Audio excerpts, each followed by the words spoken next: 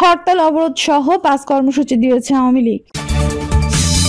মার্কিন সহায়তা বন্ধ, বিশ্বের লাখো মানুষের জীবন হুমকির মুখে। জানাবো ধর্মভিত্তিক দলগুলোকে নিয়ে বিএনপি ও জামায়াতের রাশি টানাটানি কেন, এবং সর্বশেষ জানাবো প্রশ্নফাঁস কাণ্ডের আবেদ আলী ও সাবেক সচিব মহিবুলকে গ্রেপ্তারের আবেদন। দর্শক শুনছিলেন সংবাদ শিরোনাম, এখন বিস্তারিত। হরতাল অবরোধ সহ 5 কর্মসূচি দিয়েছে আওয়ামী লীগ। অন্তর্বর্তী সরকারের পদত্যাগের দাবিতে 5 কর্মসূচি দিয়েছে ক্ষমতাচ্যুত আওয়ামী লীগ। মঙ্গলবার প্রেরকের নাম ছাড়াই দলটির ইমেইল থেকে পাঠানো বার্তায় এই কর্মসূচি ঘোষণা করা হয়।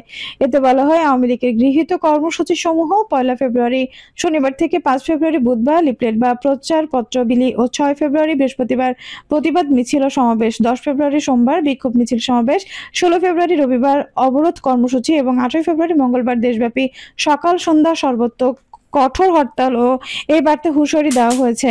দেশের মানুষের রাজনৈতিক ও গণতান্ত্রিক অধিকার আদায়ের এই সকল কর্মসূচি কোনো প্রকার বাধা প্রদান করা হলে আরও কঠোর কর্মসূচি ঘোষণা করা হবে। রিমান্ডে আনিসুল, আতিকুল, সালমান মামুন সহ 6 জন। পৃথক হত্যা ও হত্যা চেষ্টার নতুন মামলায় সাবেক আইনমন্ত্রী আনিসুল হক সহ সাবেক প্রধানমন্ত্রী শেখ হাসিনা উপদেষ্টা সালমান এফ রহমান 6 জনকে বিভিন্ন মেয়াদে রিমান্ডে নিয়ে জিজ্ঞাসাবাদ করার অনুমতি দিয়েছেন আদালত। মামলার তথ্য বলছে, রাজধানী মিরপুর থানার করা আসিফ হত্যা মামলায় সালমান এফ রহমান ও চৌধুরী আব্দুল্লাহ আল মামুনকে আদালতে হাজির করে 5 দিন রিমান্ডে নিয়ে জিজ্ঞাসাবাদ করার আবেদন করে পুলিশ। আসামি পক্ষ থেকে রিমান্ডে নেওয়ার আবেদন নাকচ করে জামিনের আবেদন করা হয়। উভয় পক্ষের শুনানি নিয়ে আদালত সালমান এফ রহমান ও আব্দুল্লাহ মামুনকে 3 দিন রিমান্ডে নিয়ে জিজ্ঞাসাবাদ করার অনুমতি দেন। অপরদিকে রাজধানীর মোহাম্মদপুর থানায় করা ইনসান আলী হত্যা চেষ্টা মামলায় আনিসুল হককে 5 দিন রিমান্ডে নেওয়ার আবেদন করে পুলিশ। আসামি পক্ষ থেকে রিমান্ডে নেওয়ার আবেদন নাকচ করার আবেদন করা হয়। আদালত আনিসুল হককে 3 দিন রিমান্ডে নিয়ে জিজ্ঞাসাবাদ করার অনুমতি দেন। মার্কিন সহায়তা বন্ধ, বিশ্বের লাখো মানুষের জীবন হুমকির মুখে। যুক্তরাষ্ট্রের প্রেসিডেন্ট ডোনাল্ড ট্রাম্পের নেতৃত্বে নতুন প্রশাসন দায়িত্ব গ্রহণের মাত্র 1 সপ্তাহের মধ্যে গুরুত্বপূর্ণ প্রতিষ্ঠানগুলোর উপর ব্যাপক প্রভাব ফেলেছে। এর সর্বশেষ লক্ষ্যবস্তু ছিল জীবন রক্ষাকারী আন্তর্জাতিক সাহায্য। মার্কিন পররাষ্ট্রমন্ত্রী মার্কো রুবিরো নির্দেশনা অনুসারে এই সহায়তা সাময়িকভাবে বন্ধের নির্দেশ দেওয়া হয়। এর ফলে বিশ্বের বিভিন্ন প্রান্তে লাখ লাখ মানুষের জীবন হুমকির মুখে পড়েছে।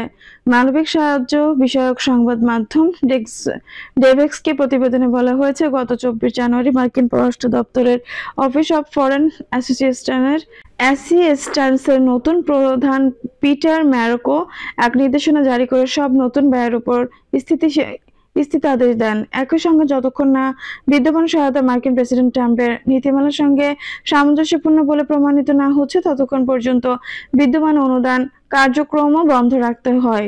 এই নির্দেশনা ট্রাম্পের প্রথম দিন সই করা 90 দিনের সহায়তা তহবিলের স্থগিতাদেশও ছাড়িয়ে দিয়েছে। তহবিলের ছাড়িয়ে গেছে। ট্রাম্প প্রশাসনের নির্দেশনার ফলে অনেক সংস্থা তাদের কর্মী ছাঁটাই বা সাময়িক ছুটিতে পাঠিয়েছে এবং কার্যক্রম বন্ধ করছে। তবে জরুরি খাদ্য সাহায্য, যা প্রায় আমেরিকান কৃষকদের সহায়তা করে, এবং ইসরায়েল ও মিশরের সামরিক সহায়তার ক্ষেত্রে ব্যতিক্রম রাখা হয়েছে। অন্য সাহায্য সংস্থাগুলো নিরাপত্তার জন্য বা অন্তত কোনো নির্দেশনার জন্য মরিয়া হয়ে চেষ্টা করছে। আন্তর্জাতিক উন্নয়ন সহায়তা পুরোপুরি মানবিক নয়। ইতিহাস দেখিয়েছে, ধনী ও শক্তিশালী দেশগুলো দারিদ্র্য ও রোগের প্রভাব থেকে নিজেকে রক্ষা করতে পারে না। বিদেশে উন্নয়নে বিনিয়োগ নিরাপত্তাহীনতা ও সংঘাত কমাতে সাহায্য করে, যা সীমান্তে পেরিয়ে প্রভাব বিস্তার করতে পারে। সাহায্য সংস্থাগুলো বিভ্রান্তির মধ্যে রয়েছে এবং এই পর্যালোচনা কিভাবে পরিচালনা হবে বা বন্ধের নির্দেশনা কিভাবে মার্কিন প্রতিশ্রুতিগুলোকে প্রভাবিত করবে তা জানার চেষ্টা করছে।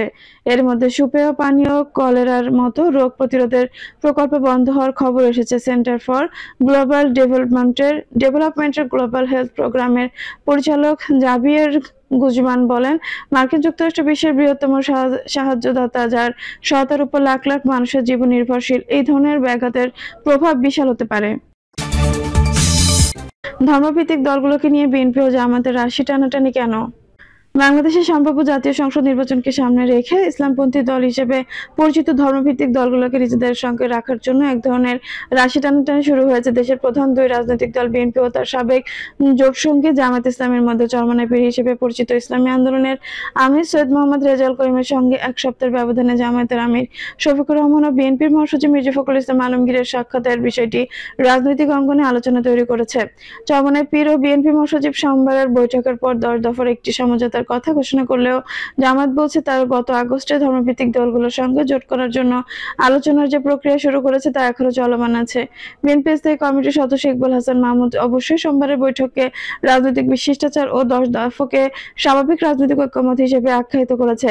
বিএনপি অন্তর্ভুক্তমূলক রাজনীতিতে বিশ্বাস করে বলে আমরা সবার সাথে যোগাযোগ রক্ষা করা কিংবা আলোচনা করে থাকি বলেছিলেন তিনি।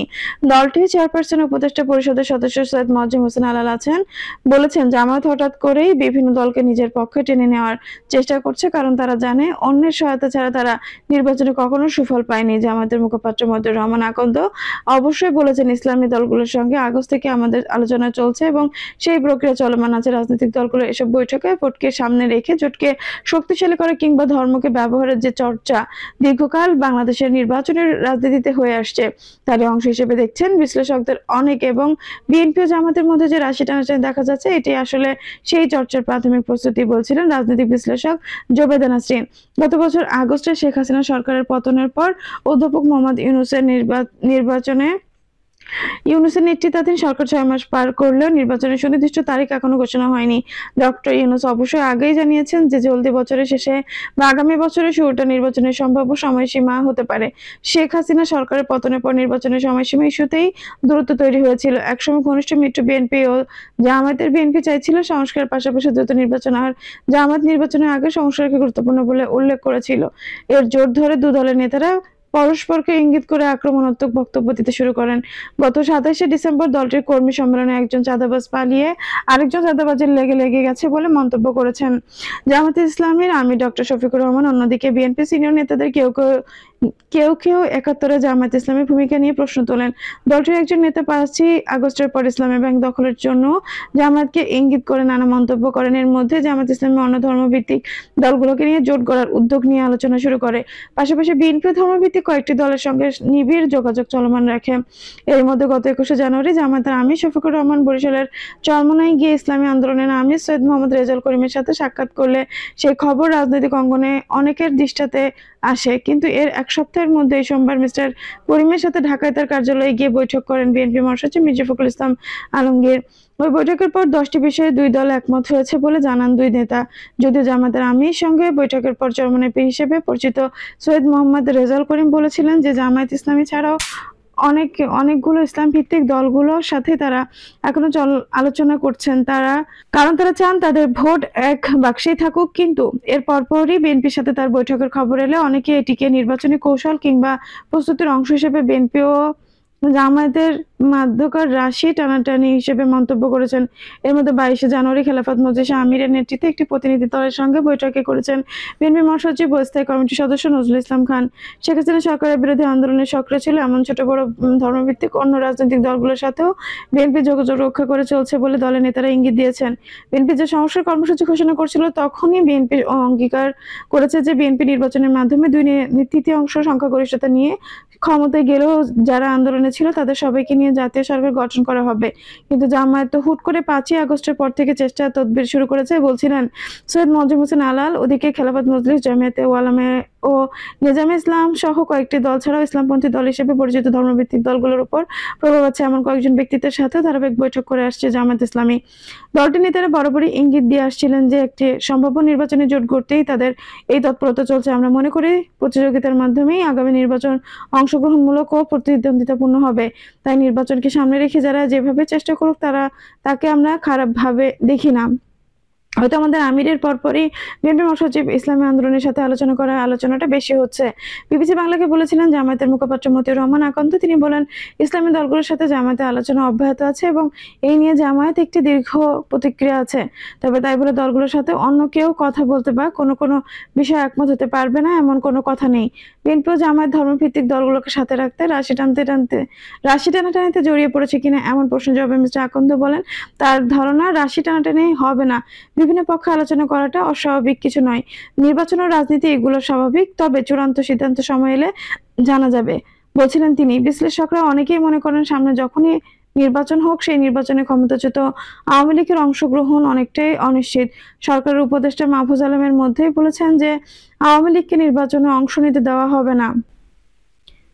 দর্শক, এই ছিল এখনকার সর্বশেষ সংবাদ। নিউজটি ভালো লাগলে অবশ্যই একটা লাইক দিন, কমেন্ট আপনার মূল্যবান মতামত জানান।